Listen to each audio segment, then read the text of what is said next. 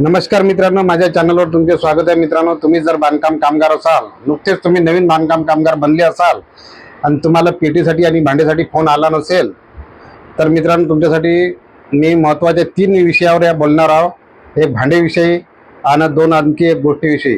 तर व्हिडिओ तुम्ही ध्यानपूर्वक ऐका. तुमच्या कामाचा व्हिडिओ आहे, शेवटपर्यंत ऐका मित्रांनो. आपण मित्रांनो फालतू व्हिडिओ बनवत नाही, तुमच्या कामाचेच व्हिडिओ बनवत असतो आणि महत्त्वाचे आपण व्हिडिओ काही काही लांबवत नाही मित्रांनो. तर मित्रांनो तुम्ही लक्षपूर्वक ऐका मी काय काय बोलतो या विषयावर. मित्रांनो, तुम्ही नुकतेच आता नवीन बांधकाम कामगार बनले असाल आणि तुम्हाला पेटीसाठी आणि भांड्यासाठी फोन आला नसेल, तर तुम्ही तुमच्या तालुका सेतूवर जाऊन सगळ्या नोंदणी करून घ्या. तुमचं आधार कार्ड आणि नोंदणी पावती घेऊन सगळ्या तिथं नोंदणी करून घ्या. तिथं जाऊन म्हणा की आम्हाला भांडे आणि पेटीसाठी फोन आला नाही. त्याच्यानंतर मित्रांनो तुम्हाला ते नोंदणी करून घेतील. तालुका सेतूवाले तुमच्या प्रत्येक गावामध्ये तालुका सेतू दिलेले आहे, ते नोंदणी करून घेतील आणि नोंदणी केल्याच्यानंतर तुम्हाला 8 ते 10 दिवसांना किंवा दुसऱ्या तिसऱ्या दिवशी बी फोन येऊ शकतो किंवा 8 ते 10 दिवसांनी फोन येऊ शकतो. तर मित्रांनो, अशा वेळेस तुम्ही जिथं बी तुम्हाला पेटी वाटप या भांडे वाटप होत असेल, तर तिथं तुम्ही बिन फोन आल्याशिवाय जाऊ नये मित्रांनो. तुमचे एजंट तुम्हाला सांगतात की तुम्ही जा, पेटी सुरू झाली, भांडे वाटप सुरू झाले, तुम्ही जा. तुम्ही तिथं जाता मित्रांनो, तिथं खूप सारी अशी गर्दी होऊन जाते मित्रांनो. ज्याला फोन येते ते बी तिथं असतात, ज्याला फोन येत नाही ते तिथं असतात. त्यामुळे खूप गर्दी होते. खूप गर्दी पाहून सगळे अधिकारी तिथं घोटावून खोलत नाही आणि तुम्हाला पेटी वाटप आणि भांडे वाटप होत नाही मित्रांनो.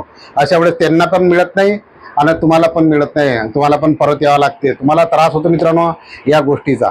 तर अशा वेळेस मित्रांनो, जोपर्यंत तुम्हाला फोन येत नाही, फोन आल्याच्या नंतर टोकन नंबर सांगतात तुम्हाला, Aadhaar card, ration card, mobile number, 2 photo, असे या गोष्टी तुम्हाला तिथं ओरिजिनल घेऊन जावं लागते आणि झेरॉक्स पण घेऊन जावं लागते आणि त्याचे अर्ज पण घेऊन जावं लागते मित्रांनो, भरून सन्या.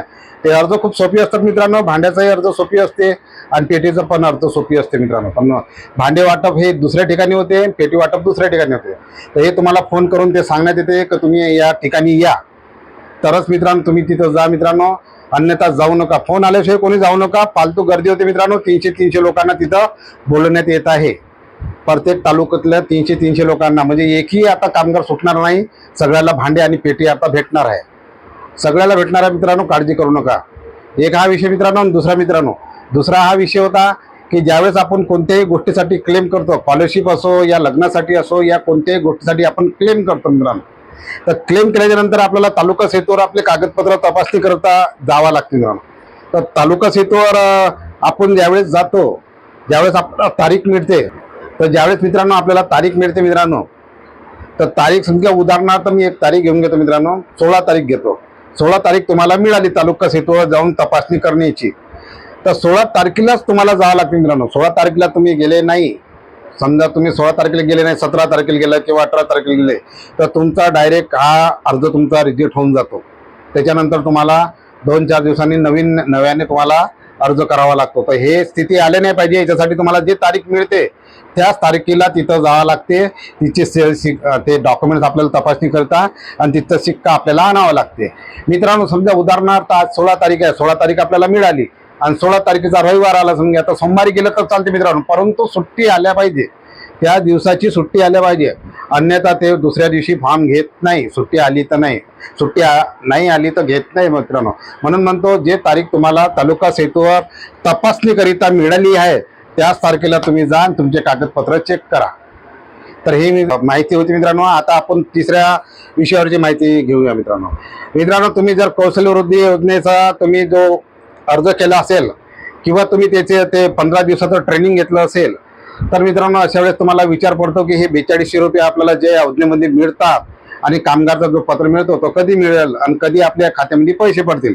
तर मित्रांनो, तुम्ही अगर त्या योजनेचा पूर्ण तुम्ही कोर्स केला, त्याच्यानंतर त्याची परीक्षा होते मित्रांनो, आणि त्याच्यानंतर तुम्हाला काही दिवसानंतर तुम्हाला पोस्टानं ते प्रमाणपत्र येतं. प्रमाणपत्र आल्याच्या नंतर त्या प्रमाणपत्र एक स्कॅनर असतो, तो स्कॅनर स्कॅन केल्याच्या नंतर तुम्हाला त्यांना माहीत पडते की तुम्ही कामगार झाले आहे, तुम्ही ट्रेनिंग घेतलेली आहे. त्याच्यानंतर तुम्हाला तुमच्या खात्यामध्ये पैसे येतात मित्रांनो.